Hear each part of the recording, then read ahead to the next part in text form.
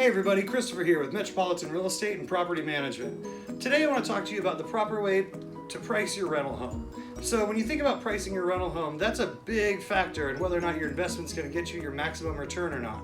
So there's a lot of things to consider. One of the first things that come to mind are always how many bedrooms, how many bathrooms, and what's the square footage.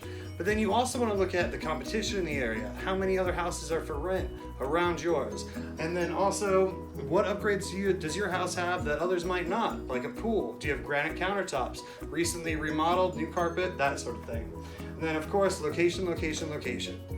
So once you do that, you have all that information together, you want to start by looking at houses that have rented in the past 6 months and how much they rented for. Then also you want to make sure they have the same number of bedrooms, same number of bathrooms, and as close to the same square footage as possible. If you can get like within 200 square feet, then you're in good shape for a nice comparable property. Once you look at all that, you want to look at the location.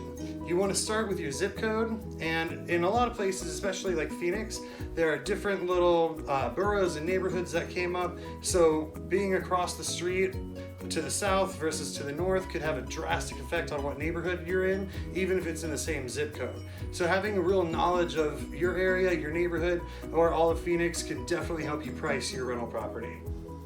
And so then you also want to look at what else is on the market. Look at properties that are currently for rent. How long have they been up for rent? And what's the condition of the property? If there are other houses in your neighborhood that have been sitting for 6 months without getting a renter in it, they're probably priced too high. So you want to look at what they have, what amenities, features. Again, do they have a pool, new carpets, new flooring? Take a look at all that, and then you can start to form an idea of what your property is going to be worth. So once you have all that information together, you do want to take a look at Zillow, because Lord knows your renters are going to look at Zillow, and people are going to use that as a comparison. Even though Zillow doesn't necessarily take into account a lot of different factors like what your strategy is.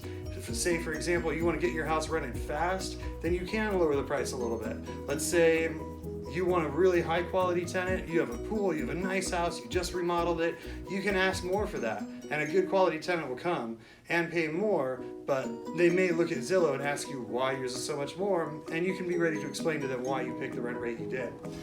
And then also, starting in June 1st of 2020, Zillow's going to start charging for posting for rents for private owners and property managers. Now, property managers, we're definitely going to open up an account with them and still advertise all of our rental properties because it is a great resource to help get tenants.